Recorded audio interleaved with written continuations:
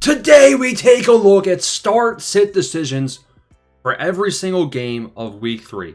You're in the right spot, man. If you have a question about who to start, who to sit, we're going through every single fantasy-relevant player in every single matchup. Going to be a banger. Please smash that subscribe button if you like watching these videos. Game number 1, Thursday Night Football. Short week for the worst team in the league, the Miami Dolphins. Their offense looked better, but they were playing a bad Patriots defense, right? So the Miami Dolphins, Tyreek Hill actually had a 30-yard reception for the first time in eons. He has 17 fantasy points on the day in Week 2. And honestly, I think Tyreek Hill is going to be in your starting lineup if you drafted him. Similarly, I know we're going to get a lot of questions about this individual, is Jalen Waddle. Jalen Waddle is also going to be somebody I am putting in my flex spots right here in Week 3. Waddle still only had, he's averaging 5 targets a game, but he gets the receiving touchdown in Week 3. And I think the Bills are going to mollywop, dog walk, and cover a 13-point spread versus Miami. What does that mean? Well, realistically, I would tell you that when they're getting dog walked, then the Dolphins are going to be forced to pass, and Waddle's going to benefit. Keep in mind, in Week 1, Waddle, who was getting, again, the Dolphins were getting dog walked, only had 5 targets, only had 30 yards. So that's not the case. So just because they're behind, do not expect him. And Tua looked so bad when he was behind. So if the Buffalo Bills defense gives Tua fits, get scared. But I think that the Dolphins should be able to hopefully get some receiving yards to Waddle and Hill. I like starting both. Now, my favorite start for the Miami Dolphins is going to be Devon Achane. Devon Achane, when he's averaging 10 receptions a game, yeah, don't mind if I do. This guy had 10 targets, 92 receiving yards. His floor is just way too high. I mean, obviously you're starting. The Bills side of things is where things get interesting. What do you do with Keon Coleman? People probably just got burned pretty bad by Coleman in Week 2 of the season. They started him after his big Week 1 breakout where he had 25. Then the next week, if you look at the snap data, his snaps were way down from Week 1 to Week 2.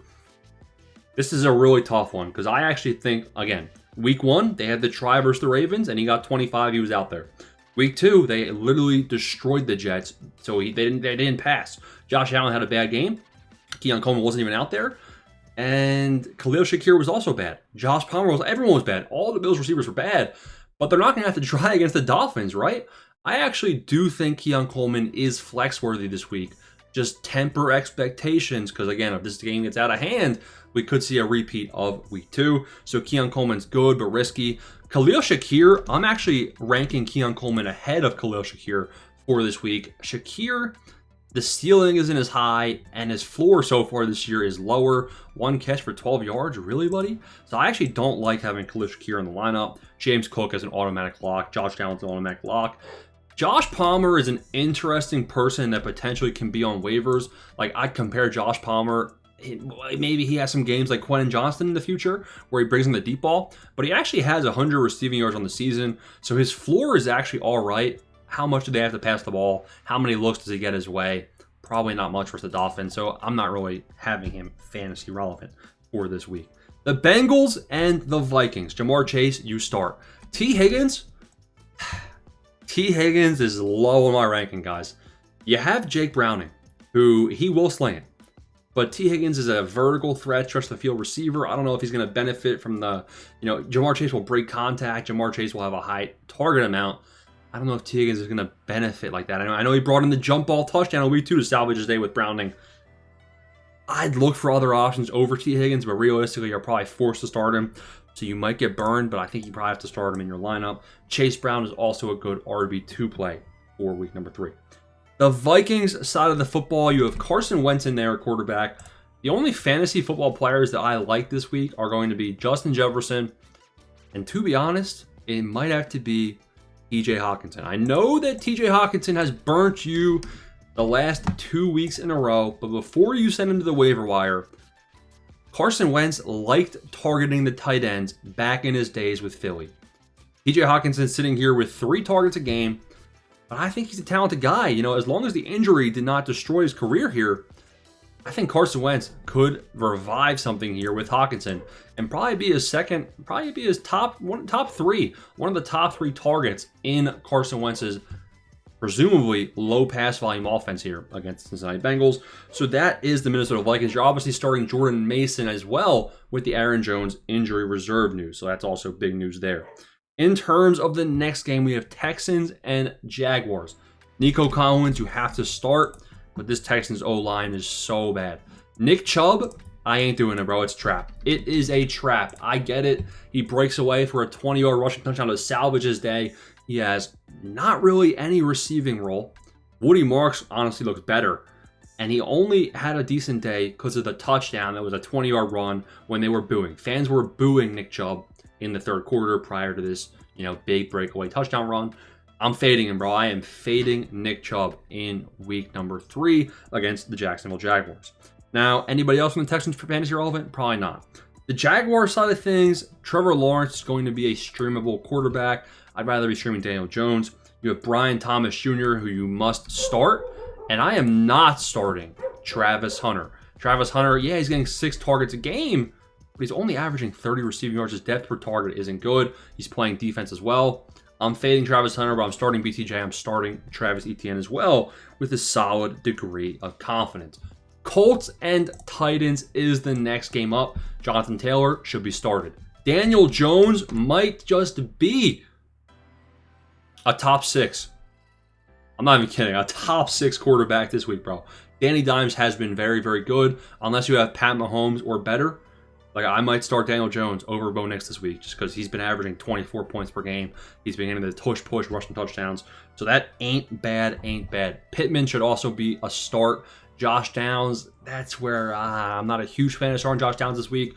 I'd look for better, but Josh Downs did increase his role from week 1 to week 2. Still wasn't super impressive. The Titans side of things, I mean, it might be worthwhile exploring Alik Almanor. Like, Alik Almanor, he's been averaging 7 targets a game. Do you potentially give him a chance over Calvin Ridley? No. Cam Ward hasn't looked good enough to make anybody startable on the Titans. You probably still start Pollard, but Pollard, he's been effective on the ground. He has 1 target through 2 weeks.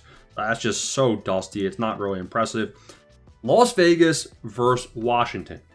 The Raiders side of the football. You're forced to start Gentry because of the draft capital you put into him and the fact he's going to get most of the targets. I'm not really starting anybody else here on the Raiders. Maybe Jacoby Myers. Geno Smith looked really bad in week 2, but I think Jacoby Myers is worth a start. Again, he's averaging 13, 14 points a game, and I might go ahead and trade for Jacoby Myers when he's getting 12 targets a game. So Jacoby Myers could be a good trade for candidate. On the Commander side of things, I'm starting Debo, and I'm starting Terry McLaurin. Now, the Jaden Daniels injury news does concern me here, but take a look at Terry McLaurin. First 2 weeks of this year, absolutely trash, 4-9. Last year, 4-9. All right, and then what happened? 2020. So Terry McLaurin, last year he started slow. He held out this year, starting slow again. I think versus a good matchup with the Raiders here. I think Terry McLaurin's going to have a deep touchdown catch. I think it's going to be a breakout bounce-back game. People are going to scream at you to start Ja'Cory Krosky Merritt. I think there's a good chance he gets a rushing touchdown here.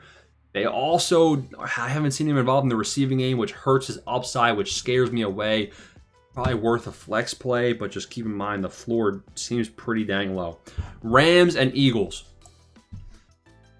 To be honest, I mean, you start A.J. Brown, you start Jalen Hurts, you start Devontae and Puka with ease. You start Kyron with ease. But what do you do with Devontae Smith? Devontae Smith is really the tough one here because the passing volume is so low. I mean, you might honestly want to bench A.J. Brown as well with the passing rate. Now, you can actually go back to last year versus the Rams. I would did not play. I guess he didn't play versus the Rams last year. You'd have to go back to the Rams versus Eagles in the playoffs. Not a big fan of Devontae Smith, man, versus the Rams.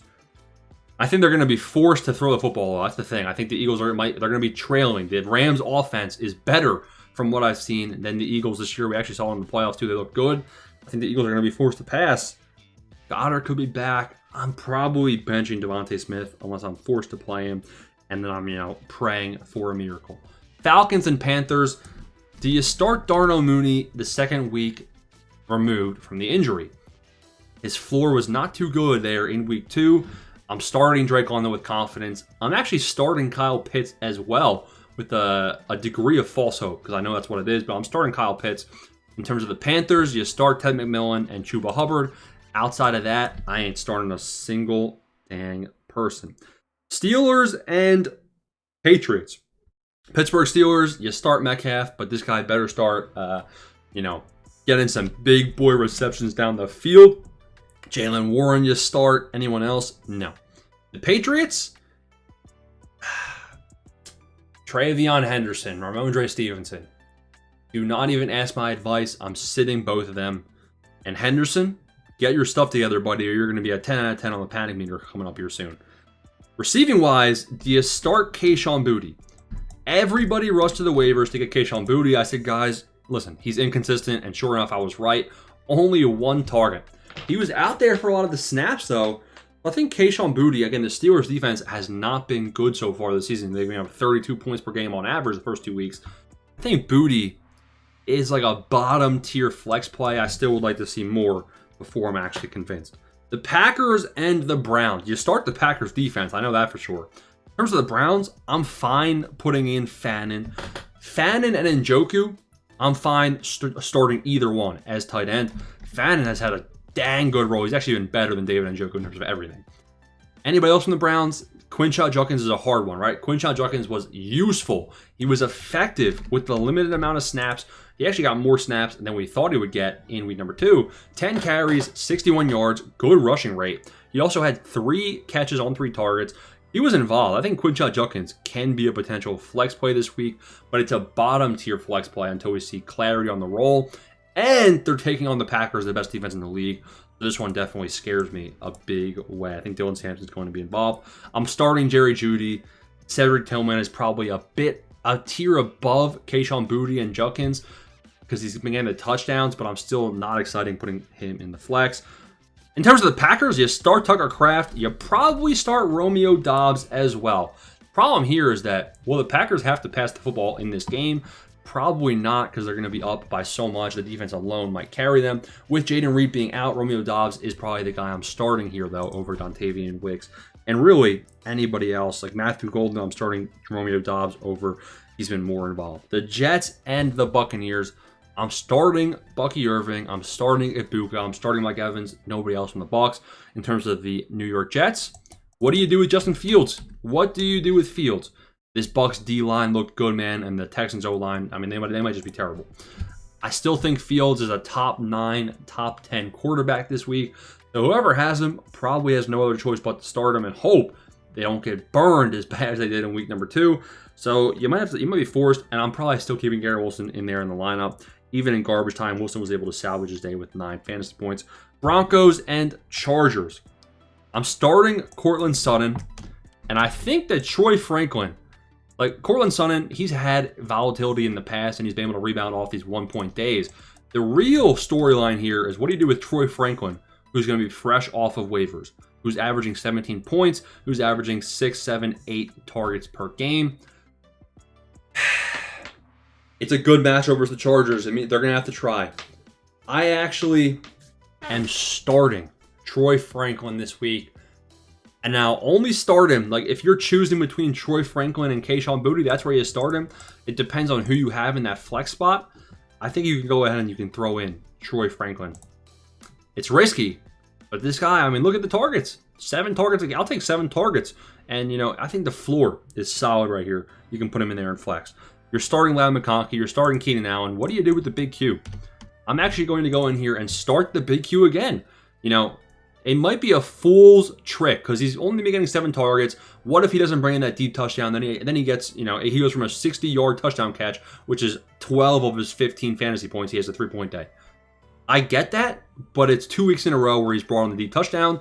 He might bring it. I mean, until I am fooled, I think you have to put him in the lineup. So all the Chargers are a go. Amarion Hampton, you are sadly forced to start because of what you invested into him in draft capital. But honestly, the floor is low, man. Like, Amarion Hampton might screw you like he did last week. Saints and Seahawks. You start Kamara, you start Olave, and you start Shaheed too with a good degree of confidence, to be honest. Rattler's been playing well. You start Jawan Johnson. Who would have thought that Olave, Shaheed, and Jawan Johnson were all starts coming into week 3?